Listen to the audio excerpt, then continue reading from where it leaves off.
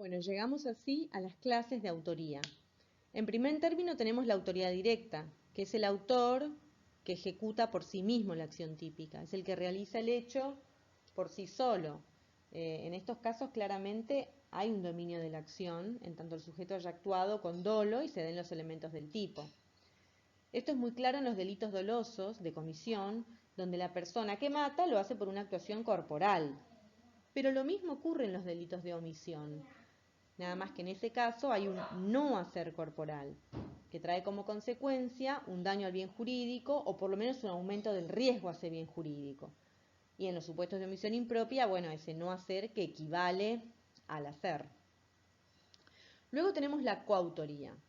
Son coautores los que toman parte en la ejecución del hecho dominándolo. Es decir, acá hay varios intervinientes, pero todos tienen el dominio del hecho.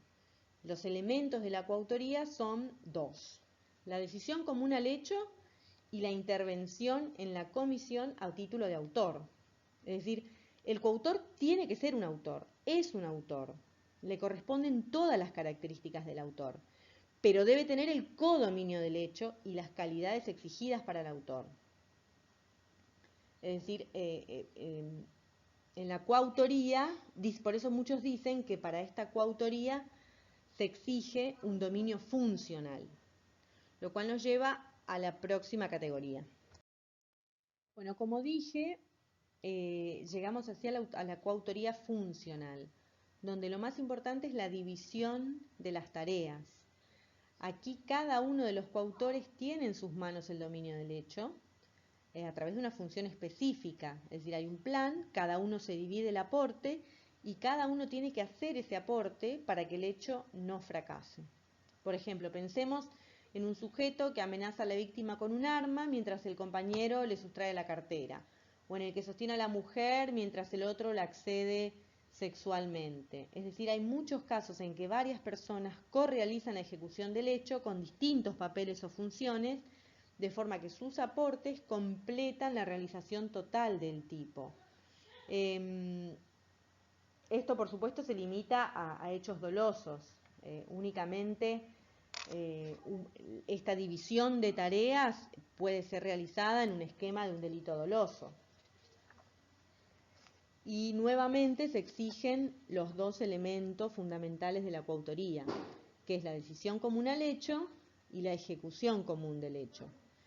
La decisión común del hecho implica un acuerdo recíproco. Este acuerdo puede ser expreso o tácito sobre el plan común que van a realizar. Cada coautor va a responder solo hasta donde alcance el acuerdo. No hay responsabilidad si el otro se excede en lo que habían planificado. Y esa ejecución común al hecho implica que cada coautor subjetivamente debe ser coportador de la decisión común y completar con su aporte el hecho unitario. Luego tenemos la autoría concomitante. ¿Cuál es la diferencia? También vamos a tener un obrar conjunto de varios sujetos, pero aquí no hay acuerdo recíproco en la producción del resultado. Es decir, cada uno va a ser apreciado y juzgado en sí mismo. En la autoría mediata lo que vamos a tener es un autor que está detrás del que ejecuta el hecho. Es decir, el autor mediato no causa o no colabora en un hecho ajeno, lo realiza por sí mismo, pero mediante la incorporación de otro ser humano que actúa como un sujeto idóneo. Es decir, hay que aclarar que en los casos en donde el intermediario actúa con falta de acción, es decir, cuando yo empujo a un hombre y lo someto a fuerza física irresistible, eso no es un caso de autoría mediata. El caso de autoría mediata es el de la persona que se vale de otro para que bajo un error cometa determinado acto. Por ejemplo, la enfermera que ignora que el médico puso un remedio que va a ser fatal para un paciente en la jeringa. La doncella que lleva la taza de té sin saber que tiene veneno. Es decir, esos son los ejemplos de autoría mediata, no cuando la persona directamente actúa como un objeto. Lo característico de la autoría mediata es la responsabilidad predominante del autor mediato porque tiene un dominio sobre la decisión. Es decir, es el que maneja el cómo y el sí de la consumación del hecho. Es decir, el instrumento se le va a dificultar evitar realizar el tipo penal, ya sea porque actúa bajo error o coaccionado, pero el que va a manejar los hilos de los hechos va a ser ese autor mediato que está detrás. Por eso se lo va a responsabilizar.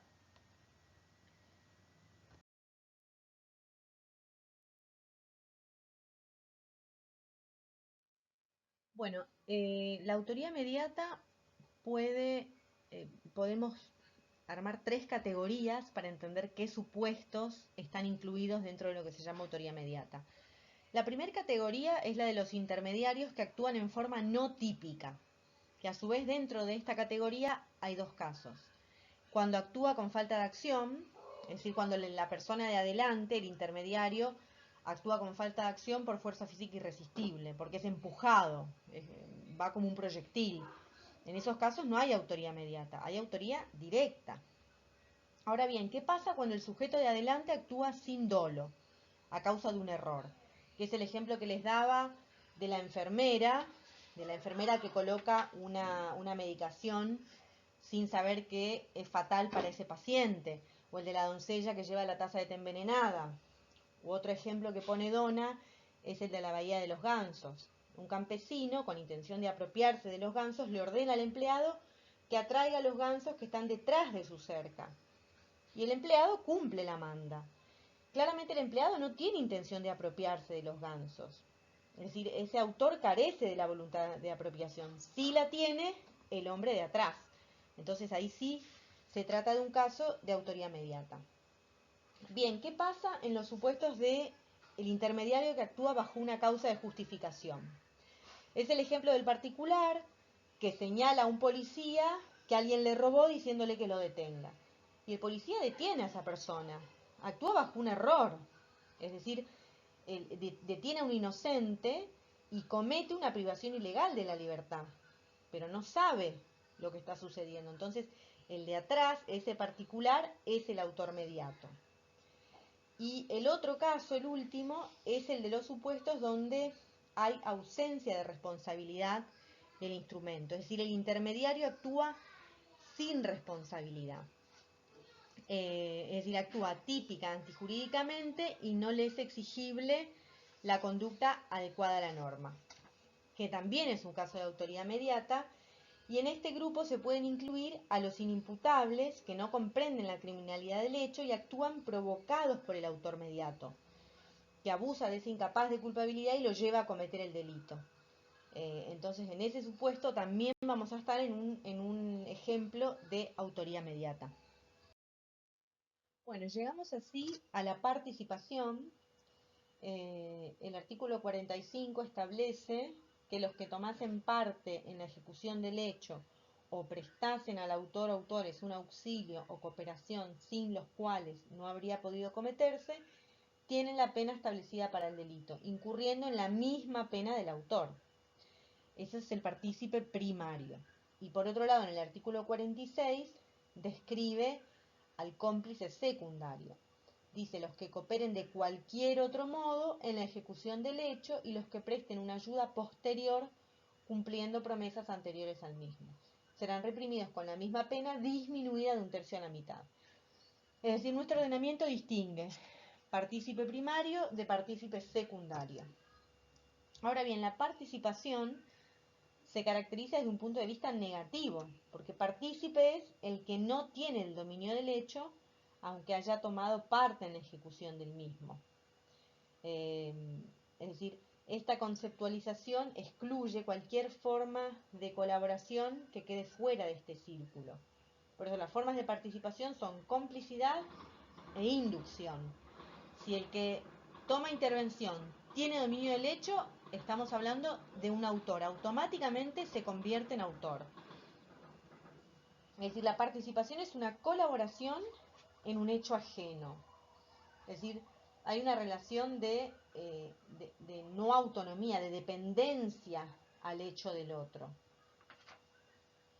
y la participación es accesoria a la autoría.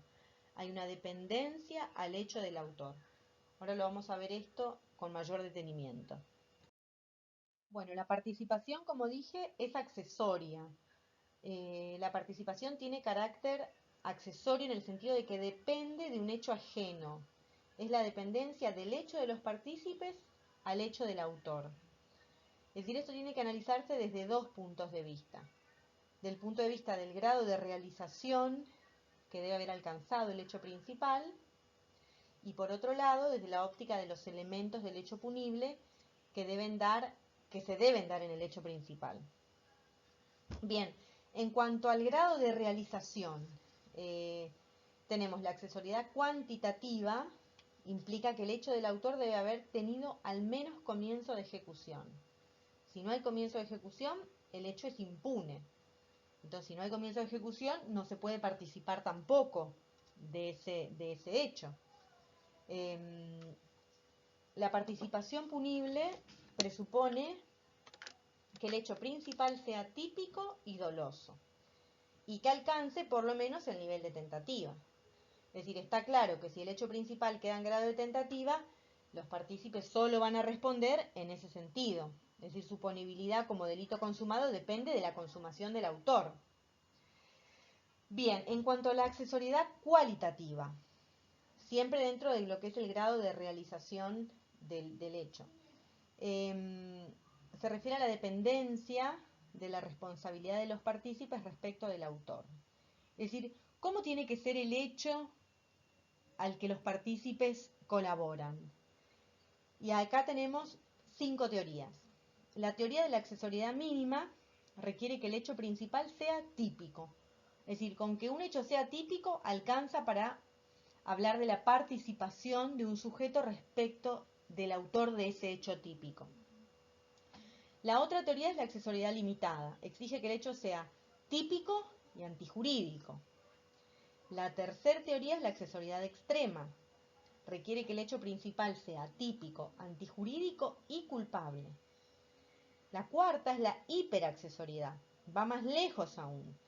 Requiere que las circunstancias personales, agravantes o atenuantes del autor del hecho principal beneficien o perjudiquen al partícipe. Y por último, la quinta dice que la accesoriedad con el hecho típico el hecho tiene que ser típico, antijurídico y existir responsabilidad por el hecho. De estas 5 teorías, la que domina hoy o la que la mayoría de la doctrina sigue es la de la accesoriedad limitada. Es decir, el hecho tiene que ser típico y antijurídico. La culpabilidad le queda a cada partícipe, es individual. Si el hecho está justificado, no será posible la participación penal.